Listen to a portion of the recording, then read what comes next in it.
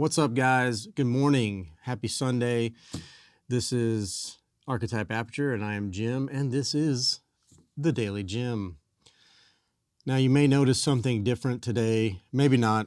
For those that are just audio listening, you probably won't notice much difference. But what I've done, instead of having microphones or anything or a boom mic, I've got this. This is the Rode Wireless Go 2 system, and I just purchased it from Sweetwater. And when, Sweetwater's pretty awesome. I honestly, and this is not an ad, just like every other thing I ever say, I'm not affiliated one way or the other with these people. I don't have anything to gain or lose. But I really enjoy the company. I like buying things from them, and every time you make a purchase, almost every single time I've ever made a purchase, I get a phone call from someone, from a representative on their sales staff. And they call me just to make sure everything went okay on their website, that I could find everything okay, that the purchase went through fine. And, 9 times out of 10, they'll call you back after you receive your product too. And, something nice, they give you a little sugar for your sweet tooth, if you're into that. I don't eat the candy, guys, but thank you anyways. But I purchased these from Sweetwater Sound. I want to say it was like $250, and it's plugged directly into my camera. There's no audio processing currently. I don't plan on adding any in. As usual, I'm not going to edit this. Just like the daily podcast that I make every single day, I don't edit anything out. All the throat clears, all the mess ups, all the ums and ahs, I leave that all in. However, today it's a little bit extra because I've already had my coffee. Goodness me. If you've ever tried that bulletproof coffee, you'll know exactly what I'm talking about. It's ridiculous. But today is Sunday. It is March 19th, and it's almost 10 o'clock in the AM. I just wanted to sit down and quickly talk about, I have a photo shoot today. It's with a local band. They are Sparks in the Garden. I've known one of the musicians since high school, and I think it's great that he's still playing in a band. I think it's fantastic. I can't wait to see him again. It's him and his brother. They play together, and they play a lot of acoustic. My allergies are kicking up. I apologize. They play a lot of acoustic music. Hopefully I'll get a chance to go in and shoot them live one day at one of their performances. Now, my plan for today is because it's going to be an overcast day, which is actually a really perfect thing for me as a photographer. I prefer an overcast day to a perfectly sunny day, or, and coincidentally, they say that there's such a thing as golden hour. So if you've ever heard the term golden hour is like the hours between, I want to say like 6 and 7:30, depending on where you live.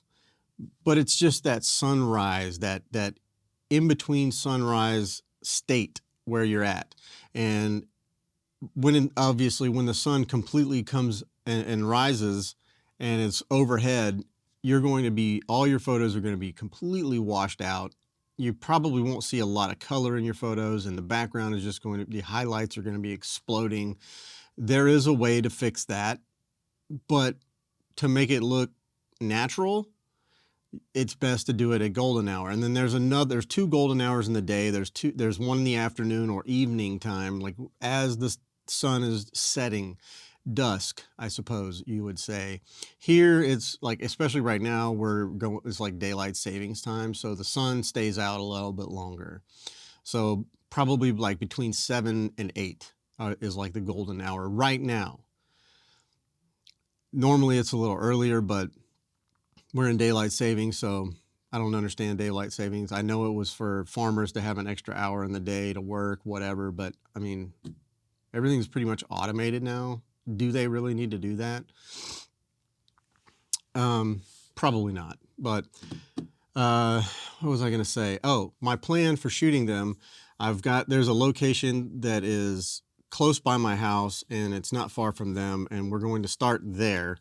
I'm going to probably start out, and I may only shoot with my 50 millimeter because I want to get that buttery bokeh effect in the background.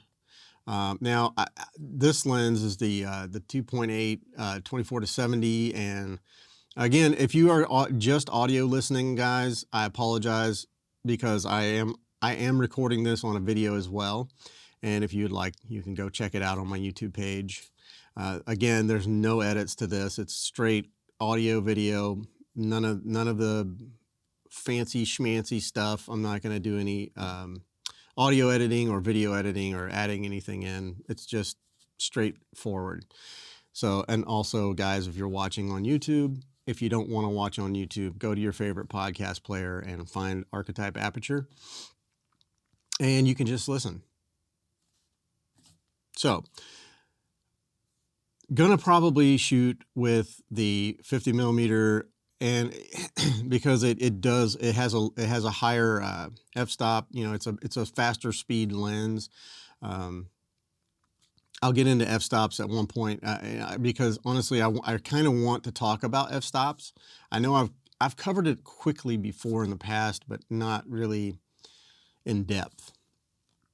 But I may switch to the 24-70. I may go to I have a 70-200. It's a version 2, so it's actually it's not an RF lens. I have an adapter that I use, and it's an EF lens, but it can be adapted to my R5. Which is, again, this is probably why sorry for all the smacking and swallowing and coughing and clearing my throat. Again, I apologize profusely because I know that if I were listening to this podcast, I would be annoyed. But what's the fantastic thing about most lenses for all, not just Canon, but Nikon, Sony, Panasonic, all the cameras have adapters. And so most of the time, if you were on an older system and you switch to a newer system and they've switched the lens mount, you can adapt it. And there's even adapters for interchanging lenses between brands, which is also something that I would like to look into, but I haven't had the need to. I haven't had the desire to.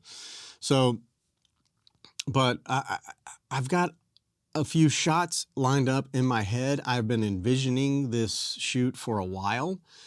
He contacted me probably about a year ago and asked me if we could do some stuff back when I was in the studio, and he just wanted to get some promotional shots in the studio of him and his brother, maybe with their guitars, without their guitars, what have you.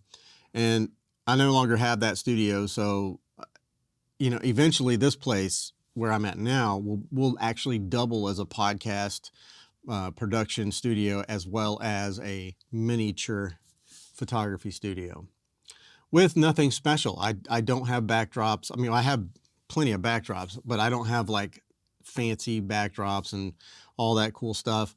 But if you are in Jacksonville and you're looking for a cool studio that's nearby, it's literally on Powers Avenue, Wombolt Studios. And I'm not going to try and spell that, but I'll put it in the description, a link in the description to their website. You can go check that out. But it's a fantastic studio. I believe it's a 4,000 square foot studio. It's just, and everything I've seen come out of that studio is just a banger. So definitely something, and I may end up taking some of my clients to the studio and paying for time there so that I can get some cool backdrops and have controlled light, because that is pretty much the only upside. Well, not the only. There's a lot of upsides to having a studio, but that's one of the upsides of having a studio is the fact that you can control your lighting and you're not in a rush. You don't have to beat time. You don't have to beat golden hour. All you have to do is set everything up and go. And you can have, whatever, you can build whatever set or design or backdrop that you like. And, another is privacy. Privacy is a big thing, especially if you're shooting anything, a little more risque, like boudoir or anything out of that, in that realm, more adult content. If you're shooting something that's more like that, it's definitely better to have a studio. That way you can close the door to the set. You don't let anybody on the set. You don't have to worry about passersby, all of those things. But I plan to spend about, I don't know, at least an hour to 2 hours with these guys. We may change locations a couple of times, but and above all else, I plan on having fun. So my goal is to give them great photos and have fun and be creative. And I think that's pretty much it. I mean, as far as the goals and what my plan is for this shoot, and I think that should be the plan for any shoot. If you're a photographer, and the biggest problem I have in being a photographer is, for whatever reason, when I start getting paid for jobs, I don't know if it's some kind of subconscious thing inside of me that I overthink things, and to the point where it can be like the opposite of beneficial. What would that be? My brain goes flat when it comes to these things. So, and I don't have a thesaurus around me, so I can't just like look that up. But yeah, it's not very beneficial to me. And as far as the creativity and artwork of the project. Now, when I'm not getting paid and I know that there's no pressure, I just have fun. And given that your client has the time to do it, the more you shoot, you're going to start loosening up, and you're going to start seeing angles that you should have gotten. You may start out straightforward, and then eventually you're going to see angles that, the sunlight is coming in this way, or the backdrop is better that way, or, you want to have any number of things. And then, of course, you want to think about the wides, the mediums, the tights, and the details, which sometimes the tights and the details are the same thing. But regardless of that fact, and I'll always tell you this, and something that I have to work on myself is, no matter whether I'm getting paid or it's an unpaid shoot, or I'm paying someone to shoot them, I need to have fun. I need to loosen up. I need to not put so much pressure on myself. And that way I can unlock all the creativity inside of my brain.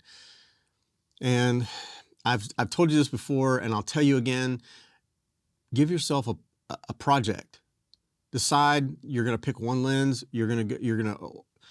Here's a project. This is something that someone I listen to and someone I follow. He's actually given this project before. Take yourself to a park, use only one lens, sit in a park bench, and do not allow yourself to pull your butt up off that seat. But you can shoot 360, and just see what you get. Sit there for 30 minutes and shoot and just see what you get. Don't worry about what people think as they're walking around, what have you. Don't worry about that, because people might look at you a little weird if you're sitting on a park bench spinning around in a 360.